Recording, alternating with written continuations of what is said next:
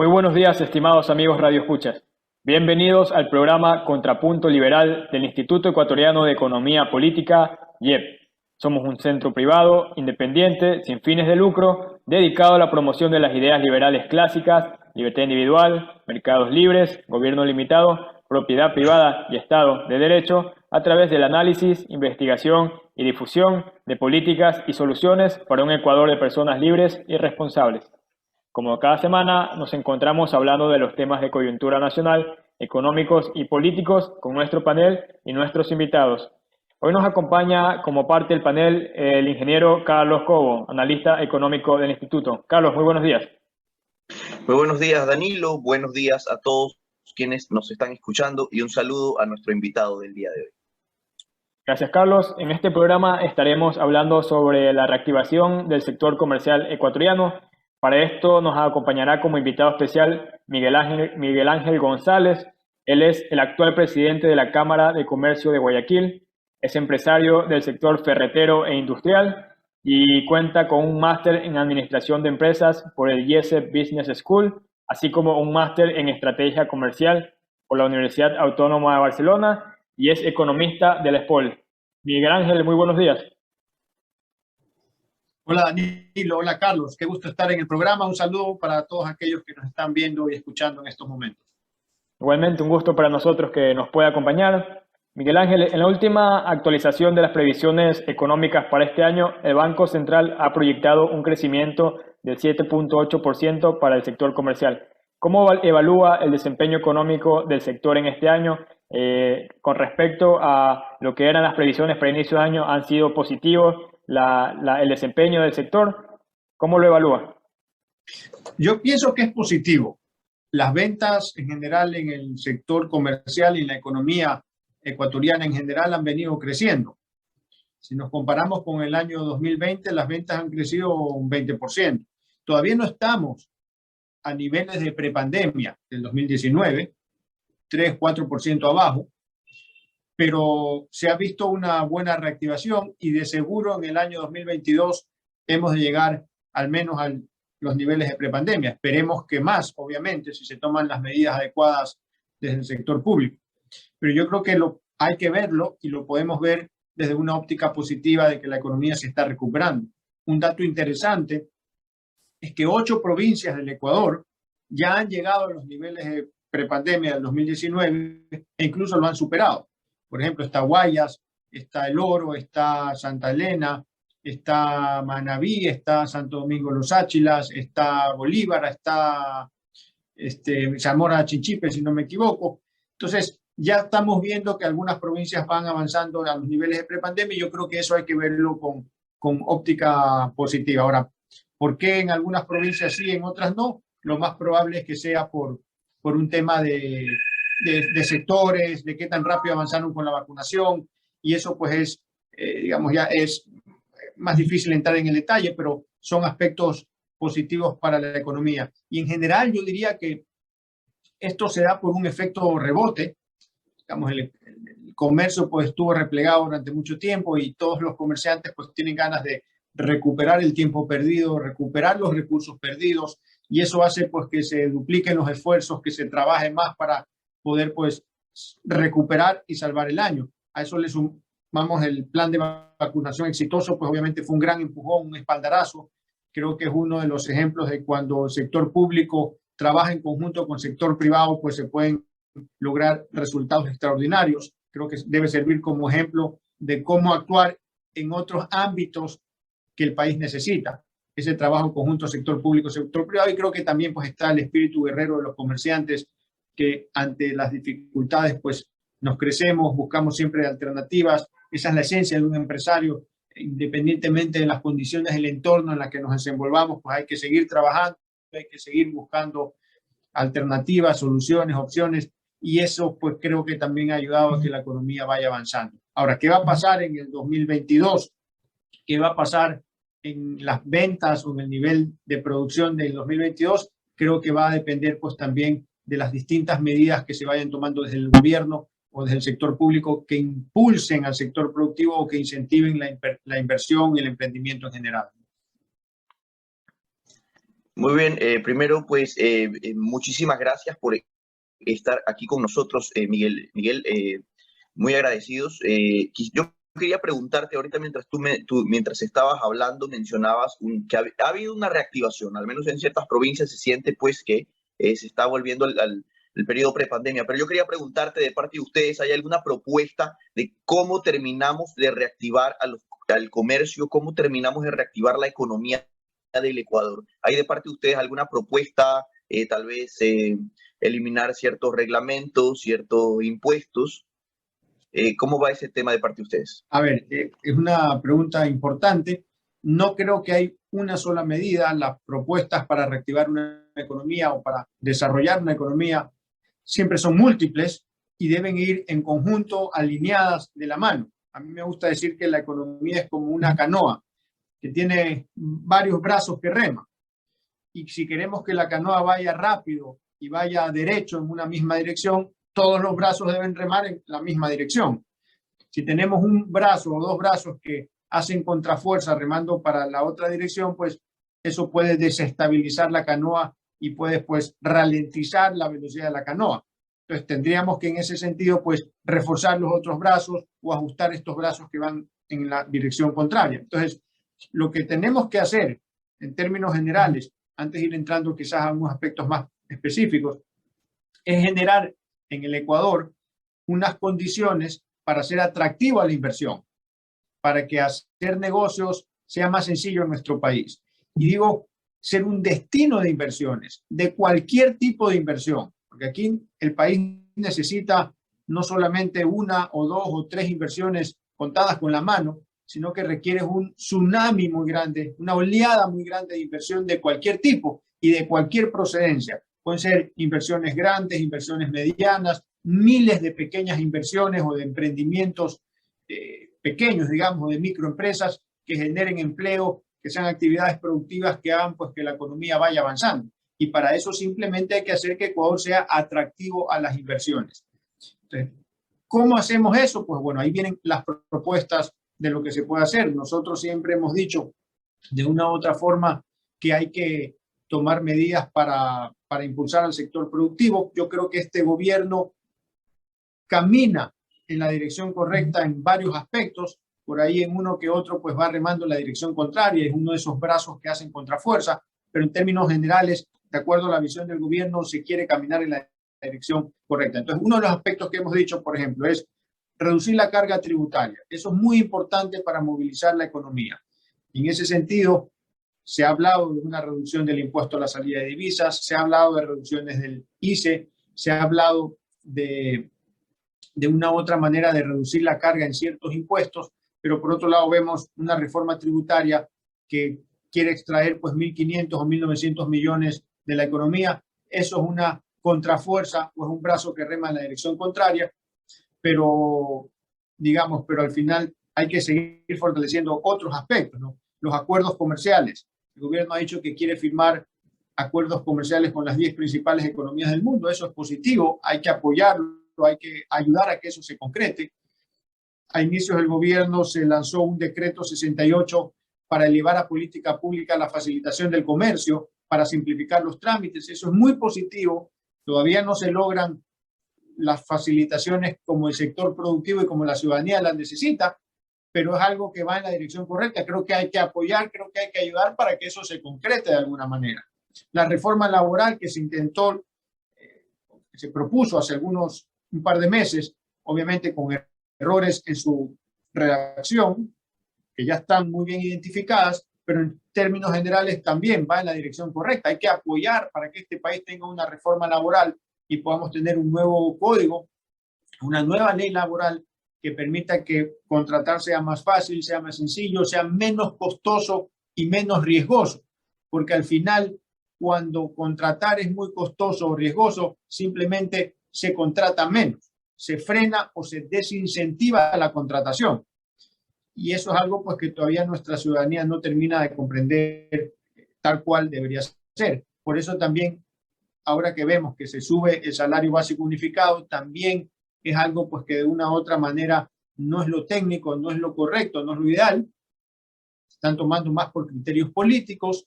Digamos, que no los vamos a juzgar y que podrían ser válidos desde cierto punto de vista, pero técnicamente hablando, subir el salario cuando las condiciones económicas no están dadas para que eso suceda, lo único que hace es que disminuye la capacidad del sector productivo para generar nuevo empleo.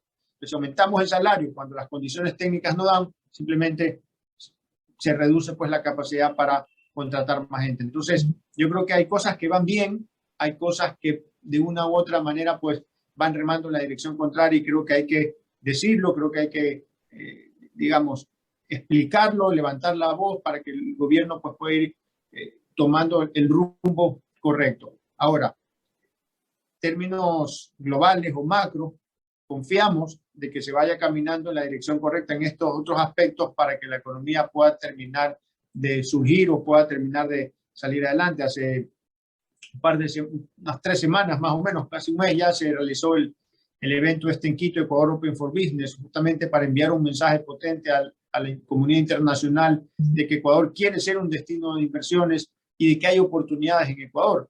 Eso también es positivo y hacia allá también hay que caminar. Entonces yo creo que aquí hay que ser súper objetivos, viendo que hay cosas que caminan en la dirección correcta, pero hay otras cosas que por criterios que los podemos conversar más adelante, pues van caminando en la dirección contraria y hacen una especie de contrafuerza, pero al final tenemos que buscar impulsar al Ecuador para que sea atractivo a las inversiones y de esa manera generar empleo, porque cuando hablamos de empleo, aquí todo el mundo quiere generar empleo y todos sabemos que es necesario que toda la cantidad de subempleados y desempleados en nuestro país consiga un trabajo adecuado, que no lo tiene. Más del 70% de personas no lo tienen.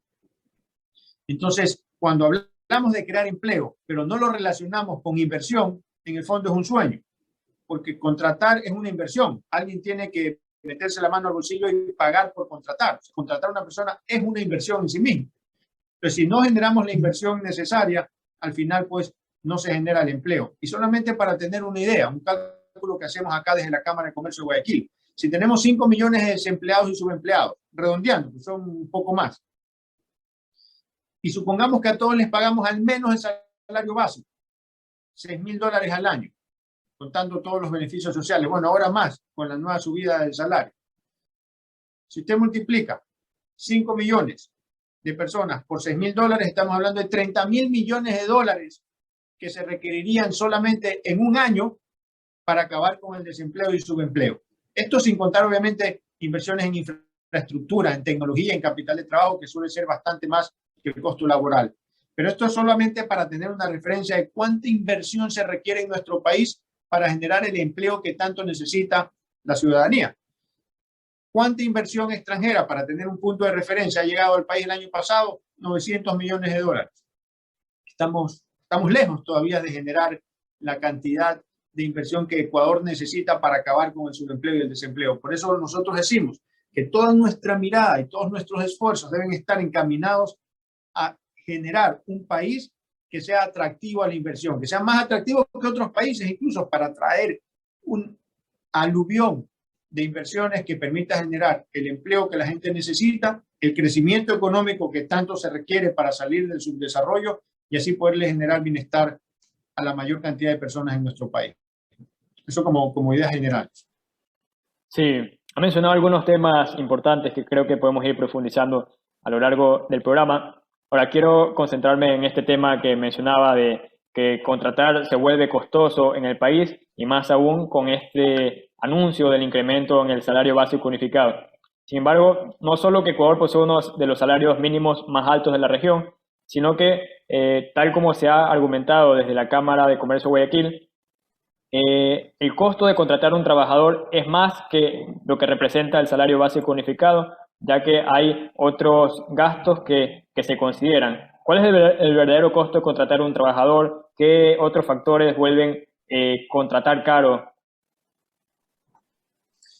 Sí, a ver, los beneficios sociales generan un costo adicional de 35-37%, si contamos decimotercero, decimocuarto, vacaciones, etc. Es algo que a veces no se considera, porque no ha subido ahora $25, sino que en realidad está subiendo $35, si contamos todos estos factores. Entonces, si contratar cuesta más, simplemente hay menos recursos para contratar más personas. Por eso nosotros decimos que hay que poner también la mirada en esa cantidad de personas que no tienen un empleo adecuado y buscar pues generarle oportunidades. Para eso es la reforma laboral, que de una u otra manera busca hacer más sencillo, menos costoso y menos riesgoso contratar. Pero en este caso, digamos, si no hay reforma laboral, pero hay aumento del salario básico unificado, pues estamos golpeando al sector productivo y estamos haciendo menos probable que se contrate más gente. Entonces, por eso nosotros decimos, si ya tenemos un brazo o dos brazos, en este caso, los nuevos impuestos y el aumento del salario básico, que van remando en la dirección contraria, tenemos que rápidamente fortalecer o agregar otros brazos que remen en la dirección correcta para de una u otra manera equilibrar la balanza o para compensar y de esa manera pues no perjudicar a la economía en general. Nosotros siempre decimos que los temas laborales, los temas salariales, hay que verlos no solamente desde una perspectiva social, que es importante analizarlo, sino que también hay que verlo desde una perspectiva económica, porque el tema laboral también es un tema económico. Y si nosotros nos vamos como país en contra de los principios económicos, en el fondo nos vamos en contra de la gente. Porque aquí lo interesante y lo curioso es que la economía es una ciencia social, que como ustedes bien saben, pues busca asignar eficientemente los recursos escasos para mejorar el bienestar de la gente. Entonces, contradictoriamente, contraintuitivamente, si nos vamos en contra de los principios económicos por querer ayudar socialmente a la gente, en el fondo la estamos perjudicando. Y por eso los países que respetan los principios económicos salen de la pobreza y avanzan rápidamente. Pero los países que toman decisiones políticas populistas para ayudar a la gente, supuestamente, entre comillas, terminan perjudicando a la gente porque el país no sale de la pobreza. A mí me gusta siempre poner como ejemplo en las épocas modernas países que lo han podido hacer rápidamente, que han podido salir del tercer mundo, pasar al primer mundo en cuestión de 2 o 3 décadas. Los llamados tigres asiáticos, por ejemplo. Está Singapur, está Taiwán, está Hong Kong, está Corea, que en poco tiempo pasaron del tercer mundo al primer mundo. Y en todos esos países la receta es muy similar. Y es justamente crear en esos países un entorno que sea atractivo a las inversiones y que de esa manera pues se genere una gran cantidad de inversión. Y parte de lo que eso genera, parte de lo que se ha hecho es también una reforma laboral que disminuya el costo de contratar. Porque cuando de una u otra manera es menos costoso contratar, se invierte más, se genera más inversión y al final la gente termina saliendo de la pobreza. Entonces, el salario no aumenta o no debe aumentar por un decreto, sino que debe aumentar justamente por crecimiento económico, por aumento de la productividad. En la medida que una economía va avanzando, las condiciones van mejorando y las empresas que están en mejores condiciones económicas le pueden dar a sus trabajadores mejores condiciones laborales también. Eso lo podemos ver en todas partes del mundo. Las empresas a quien mejor les va, multinacionales grandes, son las que intentan darle lo mejor a sus trabajadores, porque obviamente en empresas formales, muy bien establecidas, hay una clara conciencia que si se trata bien al trabajador, que si se dan las mejores facilidades y las mejores condiciones, pues obviamente se va a lograr un trabajador más comprometido. Y las empresas compiten por contratar a los mejores perfiles y darle lo mejor posible, las mejores condiciones para retenerlos, fidelizarlos y que de esa manera también se le contribuye a la empresa. Pero una empresa que está tratando de subsistir económicamente porque no, digamos, no tiene todavía pues el despegue como debería tener, al final pues es más difícil que pueda darle mejores condiciones a sus trabajadores porque está tratando de subsistir. Esto lo traspasamos a economía en general. Lo mismo pasa, una economía que está tratando de subsistir, que no tiene todas las condiciones, es más difícil que mejore las condiciones de sus trabajadores. Entonces, cuando la economía crece, cuando hay desarrollo, a todo el mundo le va mejor, hay abundante oferta de empleo y eso es lo que realmente necesita el Ecuador, es crecer económicamente, que haya abundante oferta de empleo porque hay abundantes nuevas inversiones, nuevos emprendimientos, nuevas actividades productivas. Pero para eso hay que hacer que Ecuador sea atractivo a las inversiones. Usted mencionó algo importante. Mientras usted hablaba, decía, desgraciadamente en el Ecuador se ha puesto la política y la ideología por delante del sentido común, por delante de la realidad económica. Y esto desgraciadamente pues ha resultado en un país con un alto desempleo, un país que económicamente no está creciendo. Y mientras usted hablaba también sobre la parte laboral, también es necesario, y algo que no se hizo y que siempre se ha puesto la ideología por delante, es el no querer firmar tratados de libre comercio, el no querer comerciar libremente, el creer que el proteccionismo es lo que va a desarrollar las industrias, cuando a pesar de que hemos vivido el proteccionismo, pues si estas no se desarrollan. ¿Cómo ven de parte de la Cámara el tema de la firma del tratado comercial con México, la entrada de Ecuador en la Alianza del Pacífico, que según entiendo y viendo los tiempos, muy difícilmente pues se firmará para este año, pero probablemente se pueda hacer grandes avances para el próximo? ¿Cómo ven ustedes esta situación y qué es lo que de parte de ustedes, los comerciantes, pues desean que se pueda llevar a cabo una vez firmado esto? Sí, históricamente la Cámara de Comercio de Guayaquil ha defendido, ha promovido la firma de acuerdos comerciales. Creemos firmemente en que estos acuerdos comerciales son beneficiosos para cualquier economía. Este gobierno tiene la mentalidad adecuada cuando hablamos de acuerdos comerciales y ha mencionado querer firmar y estar trabajando. De hecho, se ha empezado a conformar un cuarto adjunto donde el sector privado apoye en los procesos de negociación para agilitar la firma de acuerdos comerciales.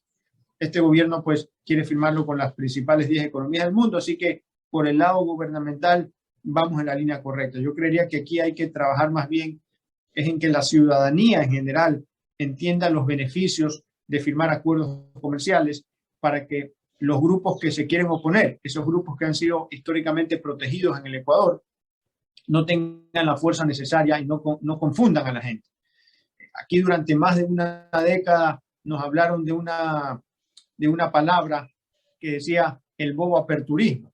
El correísmo, el socialismo del siglo XXI nos habló del bobo aperturismo que si nos abríamos al mundo iban a quebrar nuestras empresas y nos vendió por una serie de fantasmas que la gente compró y que la gente cree. Pero es importante contrarrestarlo pues con la verdadera mentalidad de apertura. O sea, si me hablan de bobo aperturismo, entonces hablemos también de tonto encierro, digamos, o de loco restriccionismo, por decirlo de alguna manera, que complica a las economías y que no les permite avanzar. Los comerciales no generan pues golpe, digamos, al empleo, sino que más bien generan oportunidades para crear más empleo, y esto es lo que han hecho los países que les va bien. Si usted ve a países, los tigres asiáticos que hablábamos hace un momento, al inicio de sus procesos de desarrollo quisieron encerrar sus economías también para supuestamente fortalecer, pero a los 2 o 3 años se dieron cuenta que esa no era la vía, abrieron la economía y en vez de sustituir importaciones, como se quiso hacer aquí en Ecuador, más bien se buscó sustituir exportaciones o diversificar exportaciones para impulsar la industria nacional y poder crecer pues como economía. Entonces lo mismo hay que hacer acá, no hay que tenerle miedo a los acuerdos comerciales, más bien hay que pensar en grande, hay que ver las oportunidades que se piensan y prepararnos para competir en las grandes ligas internacionales. A veces nos hablan de la industria nacional, de que hay que protegerla como una especie de patriotismo, ¿no?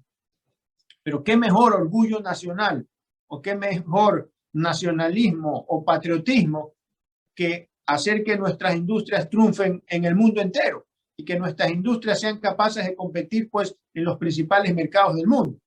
Entonces, creo que hay que cambiar la mentalidad, creo que hay que pensar en grande y darnos cuenta que cuando se generan oportunidades, de una u otra forma la economía se va organizando para que nuestras industrias puedan competir y puedan salir adelante y les vaya mucho mejor de lo que le puede ir si es que solamente se concentran en el mercado ecuatoriano. Ecuador tiene un mercado de 16 millones de personas, pero en el mundo hay más de 7.000 millones de personas a las cuales le podríamos vender. Esa es la actitud, esa es la mirada que debe tener todo empresario y todo productor nacional. Que ojo, en el Ecuador sí existe industria nacional que ha podido entrar en los mercados mundiales sin ningún tipo de ayuda. Imagínense lo que pudiesen hacer si es que pues hubiesen los acuerdos comerciales.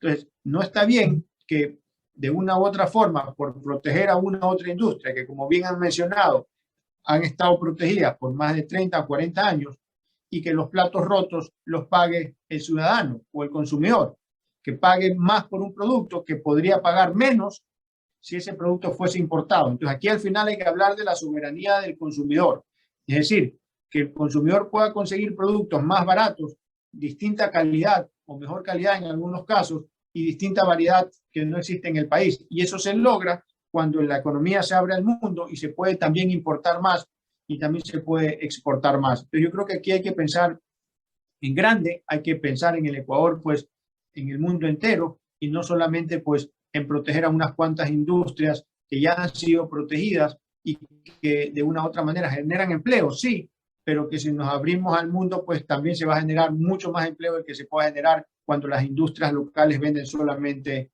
en el Ecuador. Entonces yo creo que aquí hay que cambiar la mirada y educar de una u otra manera a la ciudadanía. Y ojo, hay un argumento que utilizan las industrias que están protegidas y dicen, sí, pero es que las condiciones no son las mismas de competitividad en nuestro país con otros países. Y es cierto que hay que hacer un trabajo al interior del país y que el gobierno tiene que ayudar pues también eliminando cargas, trabas y restricciones para que Ecuador pueda ser más competitivo. Eso es correcto y hay que trabajar en eso. Y cuando se dice, bueno, es que las industrias pues hemos invertido en el país y no es justo que ahora vengan industrias de otro país pues con mayores economías de escala y vengan a quebrarnos. Yo diría ahí, está bien, es justo que haya un proceso de preparación y que la eliminación de aranceles pues no sea inmediata en industrias contadas con la mano, dado que invirtieron y creyeron en nuestro país. Claro, invirtieron y creyeron estando protegidas, pero igual, invirtieron, dieron empleo, ok, entonces que haya un tiempo prudencial para la desgravación, que ya lo contemplan los acuerdos comerciales, 7 años, 5 años, 10 años, pero que la conciencia esté clara de que vamos a ir hacia el acuerdo comercial y que si en 5 o 7 años pues ya no pueden competir, pues es mejor pues que esos recursos se dediquen a otras industrias donde sí podamos ser competitivos internacionalmente. Entonces al final creo que es un cambio de visión, es un cambio de mirada. Ecuador pues puede competir en las grandes ligas internacionales y creo que, digamos, si nos cerramos en nuestro país pues no nos vamos a desarrollar. ¿No? Alguien hacía un ejemplo una vez. Es como que tú le digas a los, no sé, pues a una industria de Cuenca o una industria de Guayaquil, bueno, tú solo puedes vender en Guayaquil o te pongo trabas para que vendas en Cuenca, en Quito o en Ambato. Al final estoy segurísimo que todos van a saltar y van a decir, oye, no, pues que si vendo solamente en mi ciudad, no me alcanza, pues tengo que vender en otras ciudades, no me pongas estas restricciones porque no puedo avanzar. Bueno, vivimos en un mundo globalizado con más de 7.000 millones de personas donde no solamente debemos pensar en Ecuador, sino debemos pensar en el mundo entero.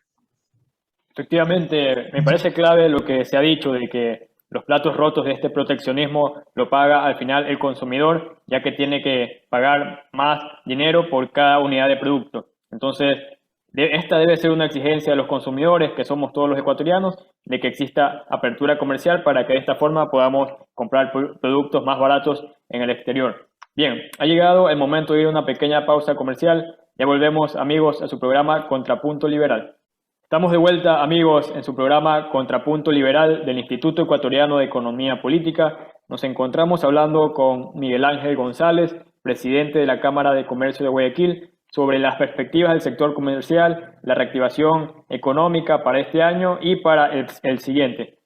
Miguel Ángel, en el segmento anterior se habló bastante de la reforma laboral, esto que se vuelve importante en el país, sobre todo viendo las cifras de empleo, cifras que nos indican que solo 3 de cada 10 ecuatorianos pertenecientes a la población económicamente activa poseen un empleo adecuado, un empleo de calidad, y además viendo que distintos indicadores internacionales ubican la legislación laboral ecuatoriana como una de las más rígidas, una de las menos flexibles de la región. Dado que ya conocemos un poco sobre cómo irá la reforma, tomando en cuenta cómo se habían planteado en la ley creando oportunidades que fue presentada hace algunos meses por el gobierno, ¿qué aspectos considera clave de esta ley que pueden favorecer la creación de empleo del país y cuáles son aquellos puntos que considera que se deben enmendar, que se deben corregir? A ver, la reforma laboral debe apuntar hacia tener un código que sea más flexible, más adaptable, más versátil. Aquí en el Ecuador, la palabra flexibilidad se ha vuelto mala palabra, pero en el fondo la flexibilidad es una virtud, tanto para la persona como para cualquier institución, que es la capacidad de adaptarte a las circunstancias y poder responder correctamente a los cambios del entorno. Si adaptarte es costoso, entonces pues también te dificulta pues la adaptación. Y es lo que pasa con el código laboral cuando es muy rígido, cuando no te permite movimiento y por querer ayudar al trabajador pues termina complicando al mismo trabajador. Entonces, por ejemplo, hay algunas reformas que son importantes en esta, algunos cambios que son importantes en esta reforma laboral, cuando te dicen que los horarios pueden adaptarse según los, digamos, la conveniencia o según el giro de negocio o la actividad de cada empresa. Entonces, hay empresas donde los días domingos son los días que más venden, por ejemplo, o los días lunes o los días miércoles, o dependiendo de cada actividad, o algunos son por temporada. Entonces, que de una u otra forma las empresas puedan contratar y puedan organizar los horarios de acuerdo a esos días, de acuerdo a esas horas donde son más, digamos, hay más ventas o hay más actividad en su respectiva empresa. Entonces, esa capacidad de adaptarte es importante, que las jornadas de trabajo se puedan adaptar de acuerdo a lo que la gente necesita. Esto, que algunos lo pudiesen ver rígidamente como una complicación, en el fondo en los países desarrollados es lo que más se utiliza, porque de una u otra forma la gente que busca trabajo puede buscar un trabajo también que se adapte a sus propias necesidades. Por eso es importante la versatilidad, la adaptabilidad, que tú puedas como empresa generar los horarios que más le convengan a la actividad de la empresa, y que las personas que quieran trabajar o que quieran contratar, digamos, organizar su jornada en esos nuevos horarios, pues que le convenga también, lo puedan hacer. Pero si una empresa tiene que tener sobrecostos por organizar los horarios de acuerdo a su propia actividad, sea turística, sea en restaurantes, en alimentos y bebidas, sea en la agricultura, que obviamente son muy cambiables y volátiles las temporadas, entonces le estamos complicando la gestión a la empresa, y en algunos casos, especialmente empresas pequeñas y microempresas, pues probablemente hagamos que no sea viable contratar a una persona o no sea viable el mantener el negocio, porque los costos laborales o los sobrecostos laborales que son innecesarios complican la actividad. Entonces ahí hay un tema muy particular, el tema del periodo de prueba también. En estos momentos está en 3 meses, pues nosotros decimos que se amplíe un poco más, porque 3 meses le estamos perjudicando al trabajador, porque a veces se toma más tiempo en una empresa en poder conocer la empresa, en capacitarte, en entender la dinámica, en aprender. Que hay tareas que no son tan rápidas. Hay tareas mecánicas que pueden ser más rápidas a aprender, pero hay tareas que no son tan mecánicas y que toman tiempo aprender y ganar experiencia para poder dar resultados. Entonces, si el periodo de prueba es muy corto, más bien lo que estamos haciendo es que las empresas, de una u otra manera, si no despega rápido la persona, busquen a otra persona para darle el trabajo. Entonces, digamos, son este tipo de detalles de las reformas laborales que hay que cambiar. El contrato a plazo fijo, por ejemplo, que también en estos momentos no existe, pero que en la gran mayoría de países desarrollados existe. Es decir, que tú puedas contratar por un tiempo específico de acuerdo a la necesidad de tu empresa, sin tener que luego incurrir en cuantiosas indemnizaciones, que lo que hacen es elevar el riesgo de contratar y que al final las empresas se limiten o se frenen a contratar, porque al final, si les toca prescindir de una empresa, pues tienen que enfrentarse a cuantiosas sumas de indemnización. Entonces creo que en ese sentido, pues al final, esta reforma laboral presentada por el gobierno, que probablemente se repita, tienen una buena opción, una buena alternativa. Yo me acuerdo que cuando uno lee el proyecto de ley, no es que no es que hay regresión de derechos, porque sigue habiendo 13º, sigue habiendo 14º, sigue habiendo vacaciones, solamente que en un monto, en una menor medida, justamente para que sea menos costoso y menos riesgoso contratar. Pero igual se mantienen todos los beneficios sociales, solamente que lo que hacemos es que sea más, digamos, un poco más viable contratar, que haya mayor flexibilidad para que las empresas se puedan de una u otra forma adaptar. En el fondo, lo que queremos es que contratar no sea ni tan complicado, ni tan riesgoso, ni tan costoso, porque recordemos, contratar a alguien cuesta dinero, alguien tiene que invertir. Y a veces nosotros pensamos en las empresas grandes, ¿no? Como que si tuviesen todo el dinero del mundo y ellos pueden ya pagar indemnizaciones. que no es así, pero si fuese así, ok, pensemos también en las pequeñas empresas, en las microempresas, en los emprendedores o en las empresas medianas que están tratando de subsistir o de progresar. Si los costos laborales son muy altos, lo que estás haciendo es que complicas la posibilidad de crear nuevo empleo. Y gracias a esos costos tan altos y a esa rigidez laboral, es que la informalidad en nuestro país pues también ha crecido cuantiosamente. Porque cuando es muy costoso contratar, pues las empresas que están tratando de subsistir y que le faltan recursos, buscan maneras más informales de contratar, o se contratan migrantes, por ejemplo, que de una u otra forma pues es menos costoso hacerlo. Suena feo, sí, porque obviamente siempre queremos contratar formalmente. Eso es lo que siempre se promueve desde, por ejemplo, desde la Cámara de Comercio de Guayaquil, la formalidad.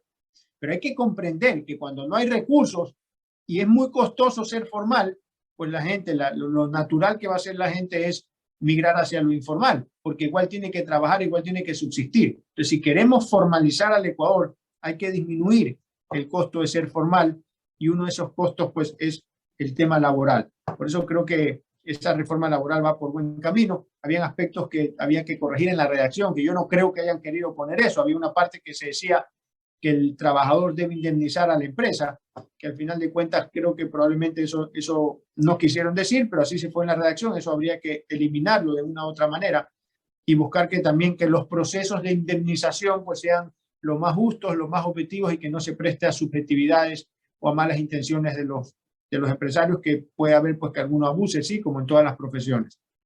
Pero en términos generales yo digo, no hay que inventarse el agua tibia.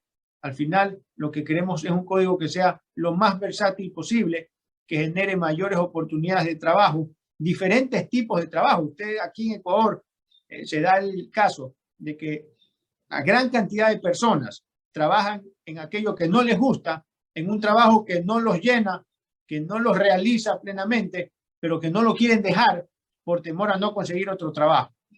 En una economía que avanza, que hay gran oferta de empleo, al final uno puede encontrar el trabajo que más le gusta, que más lo apasiona, que más le permite realizarse como persona.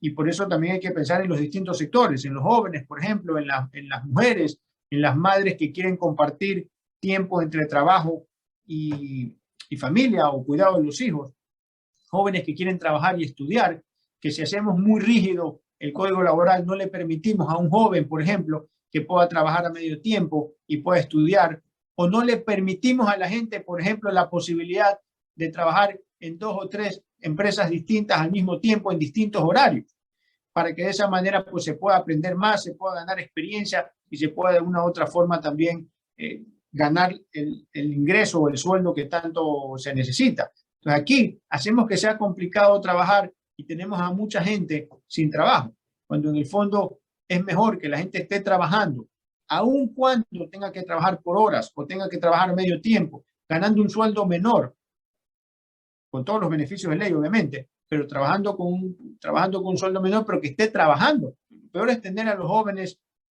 de una u otra forma sin hacer nada, lo cual pues aumenta la probabilidad de que caigan en los vicios.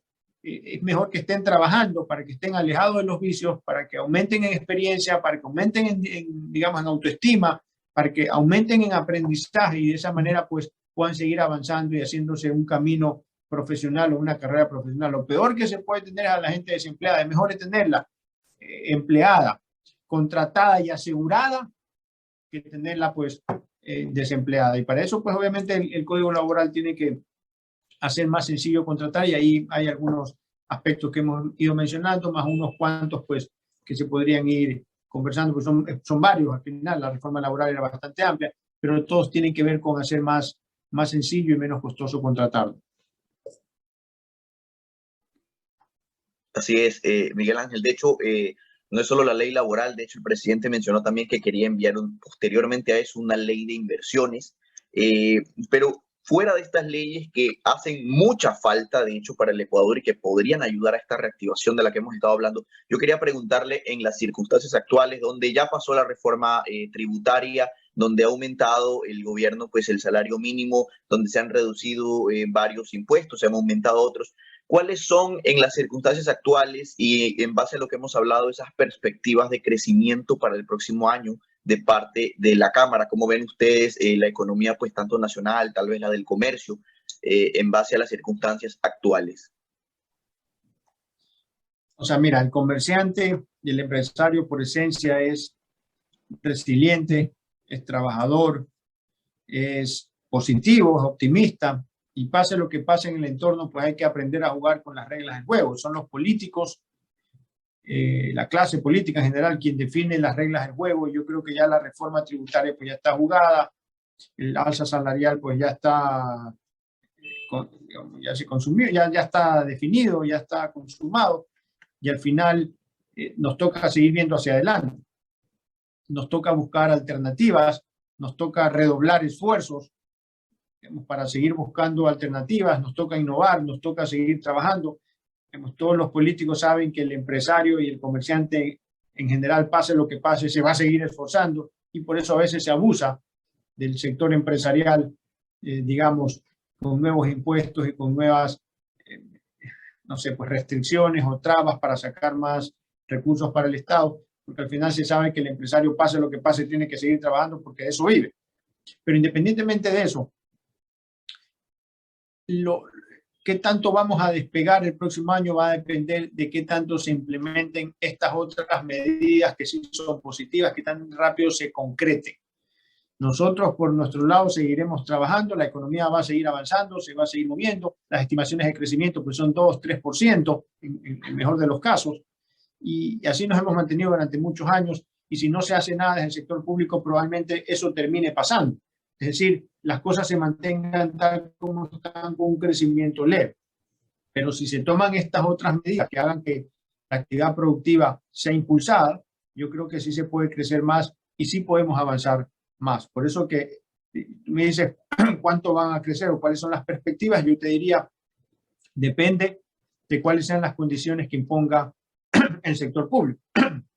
Igual vamos a crecer, igual vamos a trabajar, el empleo se va a seguir manteniendo, no es que vamos a ir para atrás, vamos a ir para adelante, pero va a depender en gran medida de que estas otras variables o estos otros factores que el gobierno ha mencionado pues se terminen de concretar.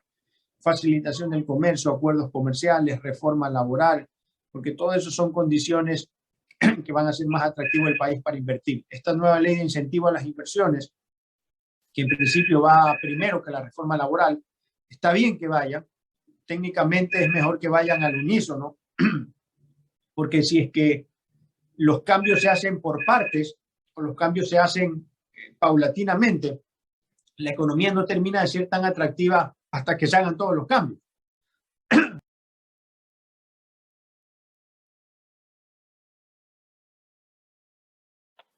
Bien, me parece importante esto que menciona el presidente de la Cámara de Comercio de Guayaquil, Miguel Ángel González. Efectivamente, Ecuador necesita reformas que faciliten las actividades productivas, que impulsen las inversiones, y por eso es menester que, como se ha mencionado, las reformas conduzcan a que todos rememos hacia el mismo destino, en la misma dirección. Entonces, Miguel Ángel, una de las banderas de lucha que ha tenido la Cámara de Comercio de Guayaquil en los últimos años es lo referente a los reglamentos técnicos INEN. Desde la Cámara se han presentado varias propuestas para facilitar estos aspectos y que estos reglamentos no se vuelvan un obstáculo al libre comercio, no se vuelvan un obstáculo a las actividades productivas del país.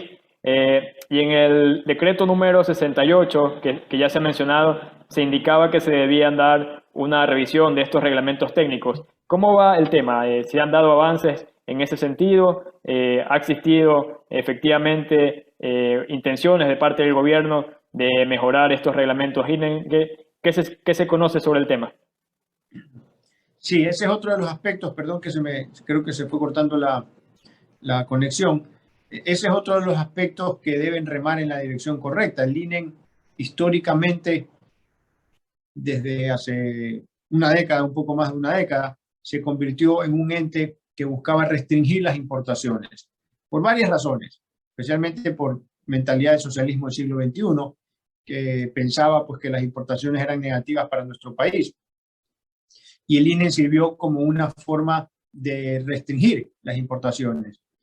Supuestamente con la excusa de la calidad se buscaba generar complejidad en el comercio exterior en general. Esto yo creo que hoy en día, si bien es cierto, la Cámara de Comercio de Guayaquil ha hecho campañas muy fuertes en contra del INE, yo creo que hoy en día, con la nueva administración, de los acercamientos que hemos tenido, van caminando por donde se tiene que caminar, y ahorita existe una traba económica. De hecho, hemos hecho alguna presión para que el gobierno de una u otra forma permita que se hagan estas reformas del INE, porque al hacer las reformas y simplificar el INE, se está generando pues una pérdida de ingresos para el gobierno, porque el INE, por todas las restricciones que generó, pues recibía dinero. Y obviamente pues el gobierno nacional pues no quiere prescindir de los recursos por toda la situación fiscal que conocemos. Pero nosotros hemos insistido, es que si se ha emitido un decreto número 68 y se ha puesto como política de Estado la simplificación y la facilitación del comercio, entonces no podemos seguir permitiendo que hayan ingresos para el Estado, pero que son ingresos de una u otra forma ilegítimos, porque son fruto de la complicación al comercio exterior. Entonces, si queremos realmente simplificar y queremos mejorar los procesos de facilitación del comercio, entonces hay que prescindir de esos recursos y hay que impulsar para que el INE haga las reformas necesarias, que en estos momentos ya están muy bien identificadas y que solamente falta pues una orden del Ejecutivo para que diga, ok, hagamos los cambios, aunque eso genere una pérdida de recursos, específicamente 8 millones de dólares aproximadamente, que se dejarían de perder si es que el INE hace las reformas. Entonces, ese es otro de los caminos que se debe seguir. Por eso yo decía al inicio, no es solamente una medida la que se deben tomar, sino que es una serie de medidas, varios brazos remando en la misma dirección de facilitar el comercio, de generar un entorno atractivo a las inversiones. Si alguien invierte y tiene que someterse a una tramitología, en este país ya termina siendo tramitomanía, al final pues también eso ahuyenta las inversiones. Entonces, hay que afinar todos los factores, ajustarlos en una misma dirección. Mencionábamos hace unos instantes esta reforma, este proyecto de ley para reformar y generar incentivos a las inversiones. También es positivo, es necesario que vaya en conjunto con la reforma laboral. Sé que políticamente no pueden ir juntos, pero técnicamente hablando, lo ideal es que se generen las reformas lo más rápido posible, porque si vamos gradualmente, la economía no termina de ser atractiva a la inversión hasta que se hagan la mayor cantidad de ajustes o de reformas. Y eso pues obviamente no es lo que queremos, porque queremos que lleguen las inversiones ya lo más rápido posible para poder generar el empleo y poder generar las condiciones de bienestar que tanto necesitamos en nuestro país. Entonces, el INE es otra de esas acciones que hay que tomar. Lo mismo pasa con otras instituciones como el ARCSA, por ejemplo, y lo mismo hay que hacer pues en temas de aduana, en temas de pago de impuestos, de SRI. Es decir, hay que caminar hacia la facilitación del comercio, es decir, que sea más sencillo hacer negocios acá, sea más fácil hacer libre empresa en nuestro país, y en vez de estar complicando al que genera actividades productivas, es mejor darle las facilidades. Nosotros siempre decimos, los comerciantes, los empresarios, no queremos ni dádivas, ni subsidios, ni prebendas, ni regalos, ni absolutamente nada. Lo único que pedimos es que no se obstaculice la natural dinámica del emprendimiento y de la gestión empresarial. Es decir, no me des nada, simplemente no entorpezcamos desde el sector público las actividades empresariales, porque al final la ciudadanía, el país se construye con actividades empresariales. Es decir, las empresas son las que generan productos, las que generan servicios que la gente necesita, que satisfacen las necesidades y resuelven los problemas de la gente. Las empresas son las que generan empleo y las empresas son las que generan también los tributos que el gobierno necesita para cumplir con su legítima función. Entonces, en vez de complicarle la vida y de hacerle más complicada la gestión al sector empresarial o al sector productivo, más bien hay que ver cómo destrabar todo lo que durante 14 años pues, se construyó, o más de una década se construyó, incluso más. El gobierno de antes también, pues, trabas, restricciones que se crearon en nuestro país y que no permiten avanzar. Igual, sin inventar el agua tibia, es lo que han hecho los países que salen del subdesarrollo. Es decir, crear condiciones para que hayan más actividades productivas, múltiples actividades productivas, no una o dos, millones de actividades productivas diferentes que hagan pues, que se genere empleo y que la ciudadanía empiece a avanzar y que el país en general pues pase al mundo desarrollado, que es lo que realmente todos queremos. El país se lo saca adelante con trabajo, con sacrificio, con esfuerzo, con ahorro, con inversión, no con populismo, sino con verdadero esfuerzo y verdadero trabajo. No hay recetas mágicas, lo único que hay que hacer es trabajar, invertir, innovar y de esa manera pues hacer que las cosas avancen. Por eso también es importante hacer tomar conciencia a la clase política de que hay que hacer una especie de concertación nacional, de no irnos en contra de los principios económicos. La inestabilidad política es enemiga de la prosperidad económica y si tomamos decisiones políticas en contra de la economía, al final perjudicamos a nuestro país. Entonces sí debe haber una especie de concertación nacional de la clase política, de definir el rumbo económico y de no tocarlo en varios años, para que haya una continuidad, un sostenimiento de las actividades productivas y eso permita que el país salga adelante. Nosotros siempre decimos, los asambleístas tienen que asesorarse bien económicamente para que puedan tomar decisiones y puedan hacer sus respectivos análisis adecuadamente. Y de esa manera, pues no golpeemos al país por intereses particulares, por intereses partidistas. Hay que tomar decisiones económicas, técnicas, si queremos que nuestro país avance. Bien, me ha parecido muy importante esto último que he mencionado. Se deben tomar decisiones basadas en criterios técnicos para que el país efectivamente pueda salir adelante, porque de lo contrario seguiremos con estos problemas que nos han afectado por tantos años: estancamiento económico, desempleo, subempleo.